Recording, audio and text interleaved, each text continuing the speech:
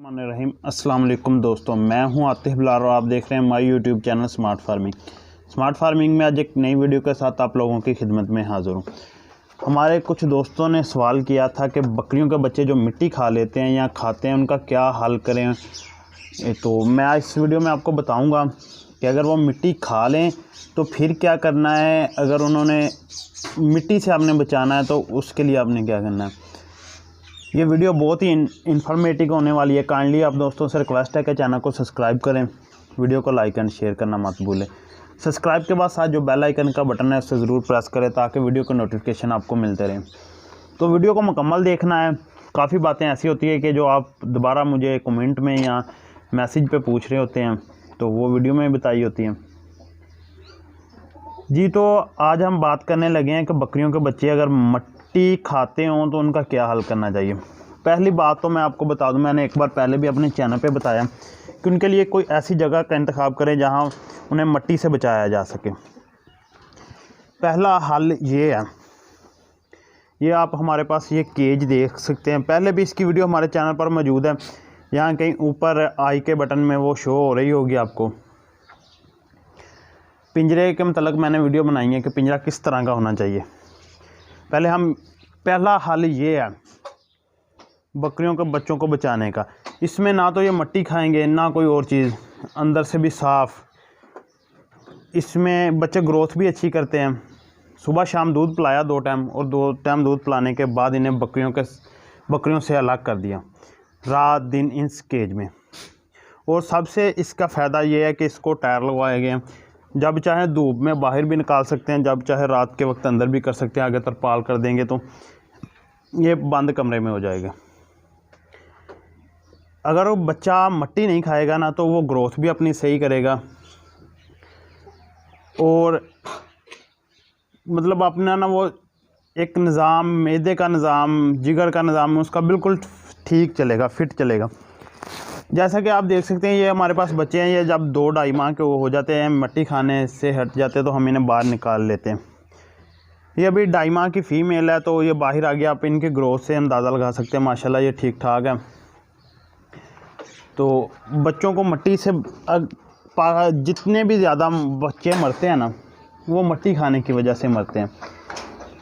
ज़्यादातर फार्मर का यही है कि हमारे वो बकरियों के बच्चों ने मिट्टी खा ली और वो मर गए, ज़ाया हो गए।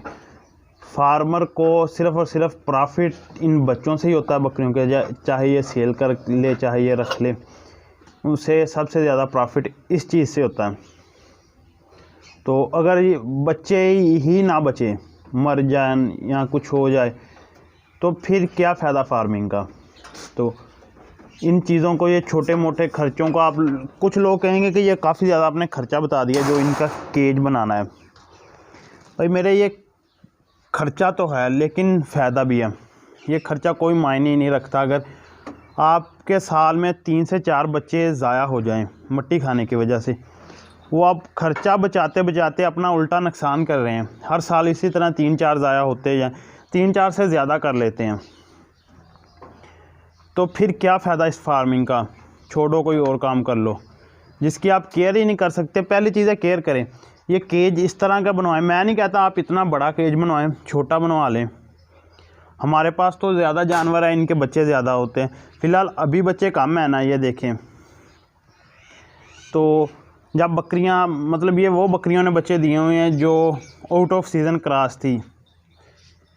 जब ये सीज़न पर बकरियां बच्चे देंगी तो ये केज हमारे लिए भी छोटा पड़ जाएगा।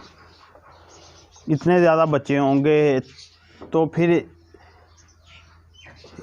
आपके पास जितनी बकरियां हैं, जितनी इन्वेस्टमेंट है, कम से छोटा बनवा लें। लेकिन बेहतर होगा कि आप बड़ा बनवा लें। आस्ता आस्ता आपके पास जानवर बढ़ना ही है। तो केज बनाएं। इसके अंदर हमने फट्टियों का इस्तेमाल किया गया है कि ताकि अगर ये मेंगने भी करें तो वो नीचे चली जाएं। क्योंकि अगर इनको मिट्टी नहीं मिलेगी ये मेंगनों को मुंह मारेंगे, मेंगने खाना शुरू कर देंगे। तो इन चीज़ों से भी इन्हें बचाना है। पेशाब करेंगे वो भी नीचे चला जाएगा। नीचे लकड़ी का इस्तेमाल किया, लकड़ी गर्म होती है, सर्दी गर्मियों को ये ठंडी होती है। मतलब इनके लिए ना एक बेस्ट केज है। मैं आपको श्योरिटी के साथ कह सकता हूँ पाकिस्तान में किसी भी फार्म पे मैंने ऐसा केज नहीं देखा। نہ ہی کسی یوٹیوب چینل پر آپ کو اس طرح کے کیج کے متعلق انفارمیٹک ویڈیو دی گئی ہے۔ ہمارے پاس جتنے بھی بکریاں بچے دیتی ہیں الحمدللہ کوئی بھی بچہ ضائع نہیں ہوتا، وجہ یہی کیج ہے۔ تو کوشش کریں کیج بنائیں یا کوئی ایسی جگہ کا انتخاب کریں جہاں بچے مٹی نہ پہنچ سکیں، انہیں دودھ پلائیں، دودھ پلانے کے بعد انہیں الگ کر دیں۔ اگر بچے مٹی کھا رہے ہیں، آپ کی جگہ کا انتظام نہیں ہے یا کر لیں گے تو پھر آپ کیا کریں؟ اور اگر جنہوں نے 1-2 بکریاں رکھی ہے وہ یہ انتظام نہیں کر سکتے، یا جو دوست کہہ رہے ہیں کہ ہم یہ خرچہ نہیں کرنا چاہتے پھر مٹی سے بچائیں، تو وہ کسی ایسی جگہ کا انتخاب کر لیں جہاں بچے مٹی نہ کھا سکیں۔ تو ساتھ میں آپ نے استعمال کیا کرنا، شام کے وقت جب دودھ پلانے سے پہلے انہیں 5 cc آئل دے دینا، تقریباً یہ 15 دن کے بعد آپ نے بچے کو سٹارٹ کر دینا ہے۔ سرسوں کا آئل دینا ہے آپ نے نارمل مطلب موسم میں، اگر سخت سردی ہو دسمبر جنوری فروری تک، یہ پھر 3 ماہ آپ نے ان کو نا تلوں کا آئل استعمال کرنا ہے۔ یہاں پہ دوسرے نارمل موسم میں انہیں مکس آئل بھی استعمال کر سکتے ہیں، جس میں سرسوں کا آئل ہوتا ہے، تارا میرا یعنی کسوں کا آئل ہوتا ہے، ساتھ تلوں کا تیل۔ یہ آپ پورا مطلب سال بھی استعمال کر سکتے ہیں، پورا سال تو نہیں، بچے جتنی دیر دودھ پئیں گے اتنی دیر، تقریباً یہ 2 ماہ تک استعمال کرواتے رہیں تو ان سے کیا ہوتا ہے، ایک تو بچے کھلتے بہت زیادہ ہیں، جلد میں شائننگ بھی آتی ہے۔ مٹی کا سین یہ ہوتا ہے کہ مٹی نہ جا کر ان کی آنتڑیوں میں جمع ہونا شروع ہو جاتی ہیں۔ جب آپ انہیں آئل دیں گے نا تو ان کی آنتڑیاں اندر سے نرم ہوگی، مٹی نہیں جمع ہوگی، مٹی جمع نہیں ہوگی، ان کا ہاضمے کا پرابلم نہیں آئے گا، تو ہاضمے کا پرابلم نہیں آئے گا تو یہ جانور ضائع نہیں ہوگے۔ بچوں کی زیادہ موت جو ہوتی ہے نا وہ مٹی کھانے سے ہوتی ہے۔ جب مٹی جاتی ہے کھا لیتے ہیں، پھر آپ انہیں کوئی چیز نہیں دیتے۔ گرائی واٹر کا استعمال کروایا کریں، چرکے کا استعمال کروایا کریں، چرکے کے ان کے ساتھ قبض وغیرہ نہیں ہوتی، اگر قبض نہیں ہوگی تو ان کو مطلب مٹی تھوڑی بہت ہی کھا لیتے ہیں۔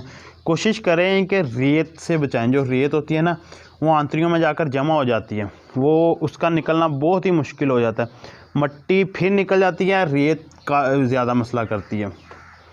تو آئل کا استعمال کرواتے رہا کریں، یہی طریقہ ہے بچوں کو مٹی سے بچانے کا، نہ ہی کوئی اور طریقہ۔ ایسی جگہ کا، ایسے پنجرے کا انتخاب کریں کہ جہاں یہ مٹی سے بچ سکیں۔ تو پنجرے کی میں نے کاسٹ وغیرہ ٹوٹلی آپ کو پہلے ایک ویڈیو میں بتایا۔ تو تیل کا استعمال کریں، گرائی واٹر استعمال کریں، چار کا استعمال کروائیں۔ گرائی واٹر ہفتے میں 2 بار استعمال کروائیں، 2 بار ہفتے میں چار کا بچوں کو استعمال کروائیں، تو ان کو کوئی پیٹ کا مسئلہ وغیرہ نہیں آئے گا۔ اگر پیٹ کا مسئلہ تب بھی آتا ہے اگر یہ مٹی وغیرہ کھاتے، تو آئل آپ نے رات کے وقت دودھ پینے سے پہلے استعمال کروانا ہے۔ امید ہے کہ آپ کو ویڈیو ہماری پسند آئی ہوگی، اگر کسی بات کی سمجھ نہیں آئی ہوگی تو یہاں اسکرین پہ ہمارا واٹس ایپ نمبر ہوگا، آپ میرے ساتھ اس پہ رابطہ کر سکتے ہیں۔ تو اب دیجیے ہمیں اجازت، انشاءاللہ تعالی نیکسٹ ویڈیو میں ملیں گے، تب تک کے لیے اللہ حافظ۔